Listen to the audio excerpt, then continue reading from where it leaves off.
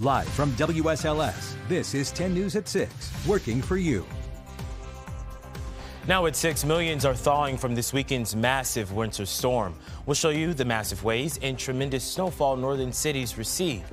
Plus, surprising statistics on opiate deaths, the message Lewis Gale has tonight for their patients. And local churches came together to pack meals for nonprofit organizations. We're working for you to show the passion volunteers have to serve the community. We appreciate your company here tonight at 6. I'm McKinley Struther. The winter storm left a dusting or only a few inches for most of us here in the southeast, but it was a different story for our friends in north, where they received up to 2 feet of snow in dangerous coastal conditions. Plows were out clearing the streets, but some roads were too much for drivers to handle. Long expressway, when you get off the tunnel, you couldn't make it up. Halfway up, a lot of cars just had to turn around. On the coast of Massachusetts, you could see huge waves crashing into homes, and it flooded some streets there. Despite all of that dangerous weather, the mayor of Boston says that city is working hard to make sure schools can open for kids tomorrow.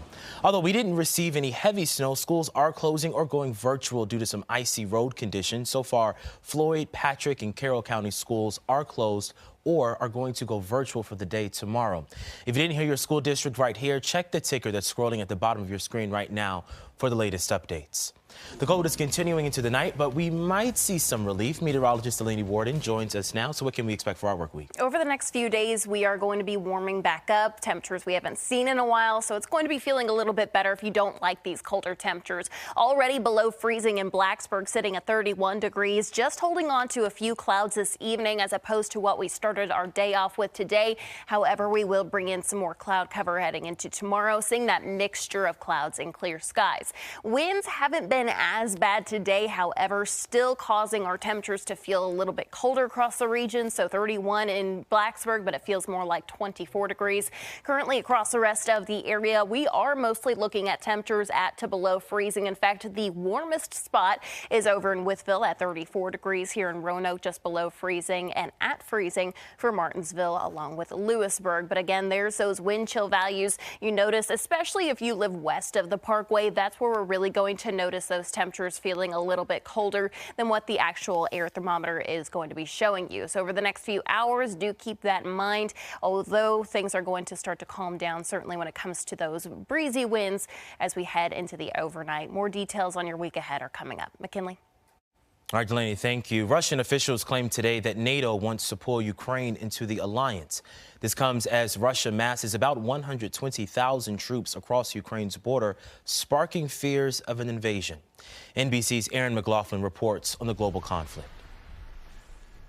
Top U.S. defense officials are issuing dire warnings, saying that Russia has amassed enough troops and weapons on the Ukrainian border for a full range of military options, though they say they do not believe the Kremlin has made a final decision. This as the United States has been sending weapons and supplies directly to Ukraine. This week, President Biden announcing that the U.S. will deploy troops as well in the near future, though the troops will not be sent directly to Ukraine, but rather to bolster NATO allies. Some 8,500 U.S. troops have been placed on a heightened state of alert. This as there's a real tense situation unfolding between the United States and Ukraine, with the Ukrainian president this week calling out the West for some of these dire warnings, saying they're alarmist and creating panic and fear unnecessarily, and in some cases disputing U.S. intelligence, saying, for example, there's a report this morning citing 3 anonymous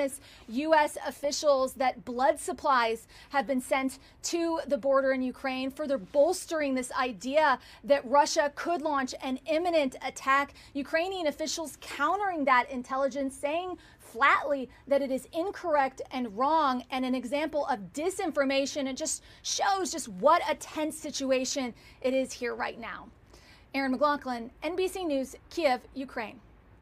Tomorrow, the United Nations plans to press Russia on why they're gathering troops across the Ukrainian border, while U.S. lawmakers say they're almost finished creating, quote, the mother of all sanctions. A group of local churches came together to pack meals for those in need. The 4 places serving up those meals. Then Little Debbie is making her big debut with a new kind of dessert. We're working for you on when you'll be able to get your hands on those new treats just after the break.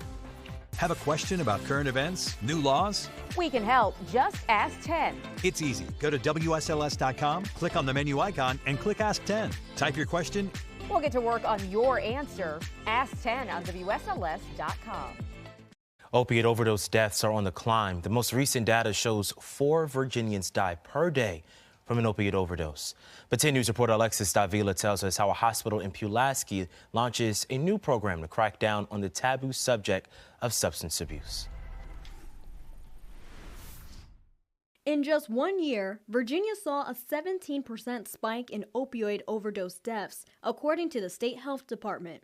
Lee Gathen says in Pulaski, meth and opiates are the 2 most widely used substances. But to get ahead of addictions, Lewis Gale Hospital in Pulaski launched a new program to help save lives. I do notice that younger folks are more willing to say, hey, I need help, because we're getting taught that in school, and our families are saying, hey, it's okay to say what you need. And with their substance abuse in our community, we all know someone that's suffering. In just 1 month, 5 patients joined the program and 1 graduated. So it was very powerful for our staff member and for me personally to see someone accomplish their goal. The patients receive 9 hours of group therapy a week to learn tools on how to manage stress and focus on mental health development. Sean Pressman says the goal is to prepare them for a lifestyle beyond the hospital bed. The last thing we want is patients coming back to us again and again and again. So we want to be able to bridge that divide and put people on a successful path towards recovery long term. The program offers meals, and their therapy sessions are based on the public bus schedule to prevent transportation issues. In Pulaski, Alexis Davila, 10 News, working for you. If you are interested in that program, you can call 540-440-4420, or you can head to our website, WSLS.com, to learn more. Your local weather authority, always watching and tracking for you from the JES Weather Center. We're getting a live look to our sky cam over in Martinsville. A beautiful sunset for us, some beautiful colors out there, and still holding on to a few clouds. Certainly not what we started our day off with today. It was very overcast across much of the region. That has since changed, of course, but we will start to bring in some more clouds once again overnight and into our day for tomorrow. Temperatures, again, mostly near to below freezing at this point here in Roanoke. 31 degrees. Back towards Martinsville, you're sitting right at freezing, and 29 is one of our colder spots over in Hillsville. We go throughout the next few hours, and things are going to be staying quiet for us. Our satellite and radar showing the cloud cover that moved out throughout the afternoon and into this evening. However, we do have more on the way as we watch over the next few days our next cold front approaching, but it is going to be a slow process until that cold front does move in. So our hourly planner, if you're heading out for this evening, again, already seeing those temperatures at or below freezing as we head towards about 10 p.m. We're going to notice that our temperatures are eventually reaching into the 20s and bringing in more clouds tonight, and then by tomorrow morning we are looking at temperatures out the door in the 20s, so pretty consistent from what we've seen over the past few days. Maybe a touch warmer, but overall certainly going to be a very cold start for us. 20 in Alta Vista along with Danville. Fort Blacksburg, you're reaching 22, and Covington will be reaching 21 degrees in the morning. As we go throughout the day tomorrow, we're going to be seeing temperatures running even warmer than we were today. If you stepped outside, you may have noticed that it was a little bit warmer out there. Either way, we're actually reaching into the 40s for some of us as we head towards tomorrow afternoon, and there's that mixture of cloud cover and sunshine. Again, similar to today, where we saw more clouds in the morning versus a little bit more in the way of some sunshine later in the day. So across the rest of the region, mostly 40s. We could hold on to a few mid to upper 30s, especially towards the highlands, whereas areas like Danville are actually getting very close to those lower 50s. So that's going to be feeling pretty nice. 41, though, one of our cooler spots for Floyd. Temperature trend over the next few days, we are going to notice that those temperatures are climbing very nicely, but then we look 6 to 10 days out and our next cold front brings in those below average temperatures once again. Average for this time of year at this point is 48 degrees, so slowly but surely we are seeing our temperatures starting to climb. In fact, February beginning on Tuesday, and those average highs usually around about 48 degrees as we kick off the month, but then as we end the month, we're going to see average highs in the mid-50s. So going to be trending in the right direction. Not only that, but we'll be gaining a little over an hour of daylight by the end of the month. So your 7-day forecast, our temperatures are into the 50s by Groundhog Day, staying there for the rest of your work week. But you're also noticing that we're bringing in quite a bit of rain. This is going to be that next cold front. So a little dreary out there unless you like those rainy conditions. But next weekend, we're back to the 40s with more sunshine.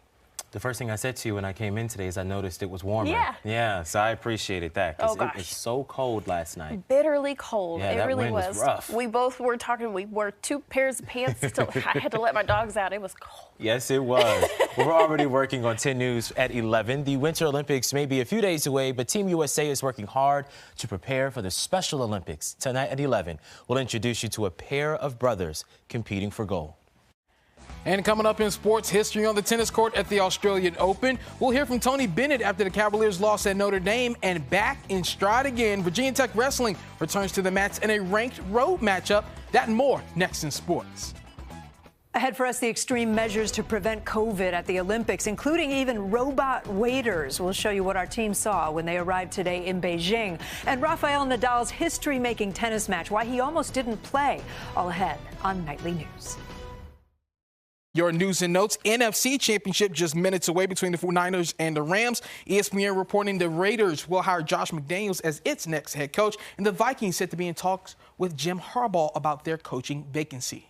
This has been an interesting NFL season. It has. It's just overtime, more overtime. They just want to keep playing. They don't want to stop, right? And the teams that I wouldn't think would lose are losing. They are. Hey, new kids on the block. That's all. Yeah. Well, speaking of new, Little Debbie is making a big entrance into the dessert world. 7 Little Debbie cake flavors are being turned into ice cream.